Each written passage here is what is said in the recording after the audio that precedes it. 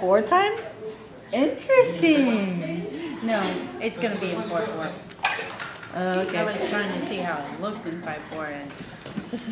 Okay.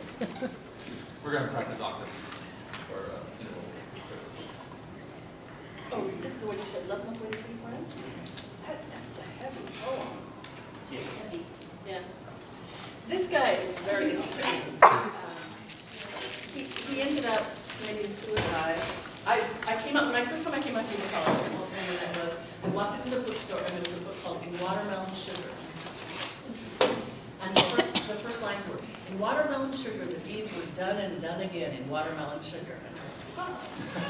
So I started reading this stuff, and very interesting stuff. He accidentally shot his friend when he was a teenager. They were out shooting guns. He accidentally killed him. And I think he kind of was young and the edgy life of killing himself. Like all creative people, right? If everybody has a poem, remember, read it out loud, so you're hearing and listen to where the emphasis is, da da da da da da da, and see if that suggests a rhythm, so that the rhythm is not just da da da da da da da. And you can always change it later. You can get an important word and you can make that a longer note than you want. But see if you can find maybe a suggestion of a meter, like a 3/4 meter or a 4/4 meter. Make a copy of it so you can underline important words that you think have a lot to do with the meaning of the poem. Not just powerful words, although powerful words are good, but is there something that the poem is telling you, some meaning that you can bring out musically, like emphasizing certain parts of that poem? Then, once you get a rhythm, I would suggest just singing. Make up a tune and see what comes out. And major, minor, and just sing a little. But I would not recommend starting with a piece of paper where you're drawing notes, because that can be very artificial. That can make it very artificial. I would actually either hear something in your head or just start singing something and then play what you're singing. See if you can feel something, even if it's just a little bit or a portion of it. The main point, the high point of anything. Just see if you can get something started there. And don't wait, because we really, we're running low on the semester, so this will end up being the last project. That was a question I had now. What if we don't get to recording this project? Or something? Is the project due before the end of the semester? Yes, it's due before the end of the semester. So by next week, midweek, you should have an idea of a rhythm, a meter, and maybe a rough melody sketched out. But you should have read it enough times, and I'd say read it out loud, because that's where the sound is going to come from. That's what's going to inspire you. Not reading it in your head, but just actually saying the words out loud. You'll hear a word that when you're reading it to yourself silently, it's just, oh, that's nice. But when you say it, it'll have a or something, and you'll go, wow, that's a really interesting word for that. And that might be something you want to emphasize. So, and we should think about phrasing too, correct? Oh, definitely. Now, I've seen some of the poems, so sometimes the line gives it a phrase, sometimes the single line may divide it into 2 phrases. Okay. But you get the phrasing from when you would pause reading it. Right. So you read a line, you pause, you read a line, you pause. That is, and that's kind of why I'm saying see if a rhythm comes out, because the rhythm will kind of give you a cadence.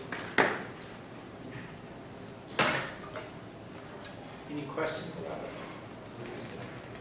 So you're essentially saying it will speak to us, that we will. Well, hopefully. If you really picked a poem you like, it should make you go, wow, this is really interesting. And so why is it interesting? What is the meaning of it? And you might think everybody gets the same meaning, but they don't. I've asked people, like, what is this song about? And it's amazing. I'll get 9 different interpretations that have nothing to do with what I think the song is about. Poems are the same way. And that's okay, because it's art. You interpret it. But what do you want it to say? What's the meaning that you want to bring out? So if there's something frightening in it, you might want the music to be frightening. If there's something joyous, you might want the music to be joyous. If there's something scary, you might want the music to be scary. If there's something profound, you might want the music to be profound. So, Mine, because it is a Buddhist text, is it okay to use maybe like pentatonic scale or something like that? I'd be careful because we haven't really talked about how you use that in theory. We know there's a pentatonic scale, but we haven't had any theory of how it works up against the chords. Mm-hmm. I'd say maybe instead, why don't you try something with a pedal? Okay. So Like- Buddhists will chant against Uh-huh. something.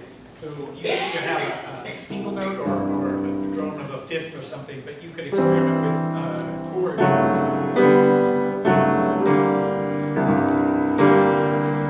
It's a minor dominant with a tonic pedal. And I mean, you can experiment and maybe get the same idea, but I would prefer you not use theory and harmony that we haven't studied in the class. You can't do modal because we haven't really studied how modal harmony works. And sorry, but My question was the same, because the Native American poem. Yeah. This was great. now, Exactly. now Yeah. let me make up a little. But you can have You a can intro. write a melody with a pentatonic Right. scale and harmonize it chromatically. Okay. So if your melody was pentatonic, that would be okay. But don't build chords with pentatonic because we don't know how to do that yet. Okay. And you might find you're making it a little bit difficult because if I want something chromatic and you're only using pentatonic, where's the chromatic? Yeah. But it is possible. You can do it. And then you can also change it along the way, like they say. There might be a note in the, there are notes in the pentatonic scale. It could be an augmented sixth chord, since we have the first note of the scale and the second note of the scale, for instance. Do you have some requirements, like last time we were supposed to put the augmented sixth in? Is there certain things that you are telling us to put in it? I would like to see some chromaticism. So actually, the augmented sixth, we had just gotten to it on the last project. But if you could use a Neapolitan sixth or an augmented chord or a secondary diminished or secondary dominant augmented sixth chord, anything, these should heighten the poem. If you put them in the right place, if you find a powerful word that you want this word to shimmer, that's where you would put something. Change mode would be good. Yeah. And when we arpeggiate, and we start with a tonic in the position, and we arpeggiate through the course of the piano steps, can we end up with a 1/6/4? That would be incorrect. You're talking about arpeggiating the bass? Well, say you're arpeggiating, the treble and the bass clef, together, you got to run or something like that. Right? You're talking about when you say arpeggio, like.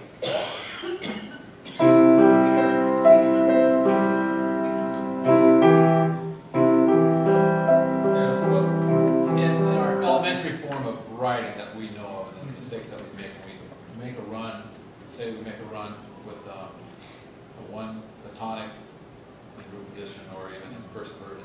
But then as we go up the run, maybe Oh, it becomes the sixth chord. it becomes six. That is it. That's okay. That's okay in a run, in a sense. But I'm not sure if I'm understanding your sense of run, Just- but yeah. yeah, you could. There's a sixth chord. Yeah, that's all. But you wouldn't want to end there. Okay. You wouldn't want to arpeggiate and then just have like a half note okay. on the sixth All chord. right. That would emphasize it too much.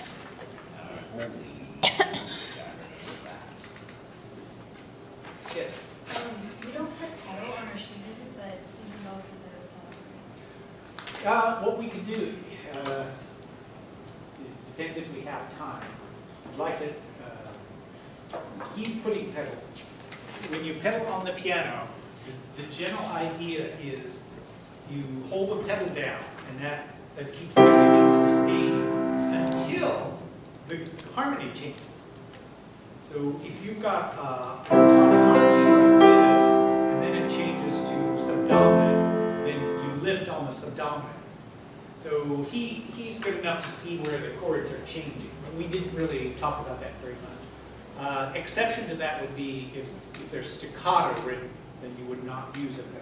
So